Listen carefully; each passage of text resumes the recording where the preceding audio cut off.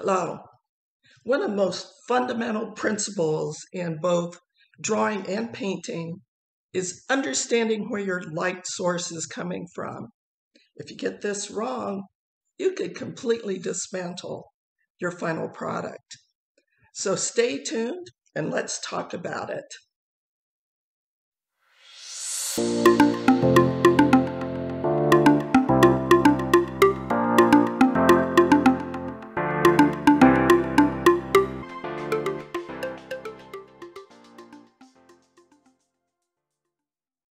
Hi, I'm Linda Paul-Sontag, an Arizona artist.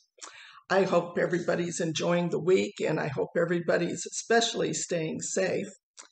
So, as you know, and hopefully you've seen some of my prior videos, I'm intending these videos to be primarily for new artists. So I'm teaching some very fundamental principles.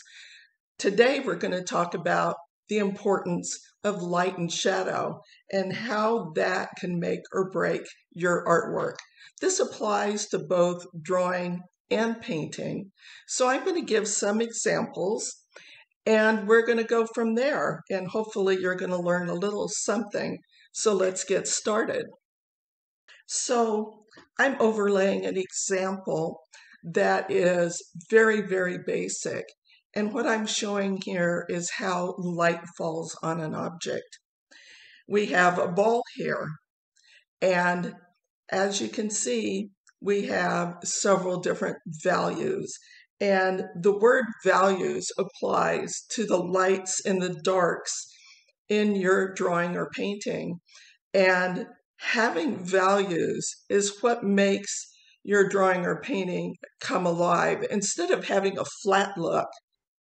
So you see here with this ball, we have a light coming from this direction. And then we see that there's various shades of the shadow falling on that ball. Let's start with the highlight.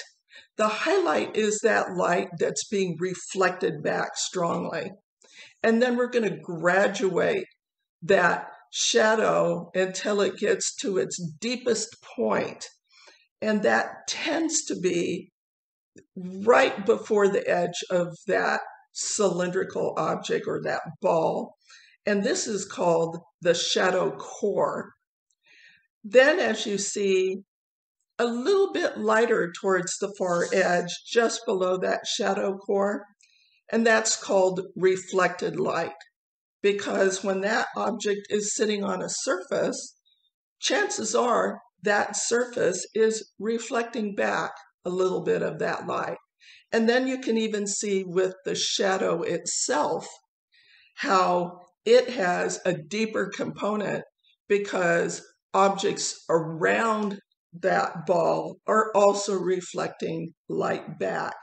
So how do we apply these concepts to a drawing? Well, here I'm going to show you a drawing of a young lady. And how that light falls on her brings in another vital principle of drawing and painting, and that is what's called vanishing line or appearing and disappearing line.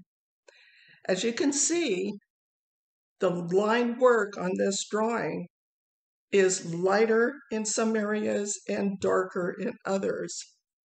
So you're going to apply your pencil pressure or your charcoal stick, whatever you're using for your drawing, with different pressure in different areas of the face or whatever object, depending on how that light is falling on that object or face. In painting, we call these edges, how those edges look next to each other, and especially when you have things that you really cannot see detail. How often have you looked at a reference photo or something and you go, gee, I can't really see the detail in this.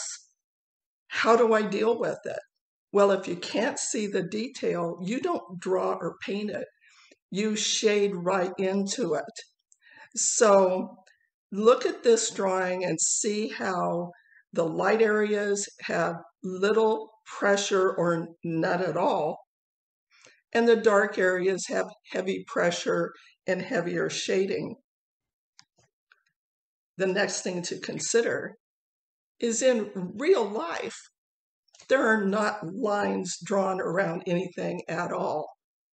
You see my hand, it is just varying degrees of shades of color, light and dark, and depending on how the light falls on it. So a really fun exercise is to draw something completely without using line work. I have an example here where almost the entire subject has no lines at all, just a little bit here and there for emphasis, but all done with shading. So if you want to try this in the really simplest form, it's a fun exercise, and that is take a piece of crumpled white paper and draw that crumpled paper with absolutely no lines. You'll be astounded at how difficult it is, but how meaningful it is when you have a finished piece. So I hope this video has been helpful. If you have any questions, feel free to ask. I'm happy to answer questions. So if you like this video, please let me know, like and subscribe, and I'll continue producing more quick tips for new artists. Thanks.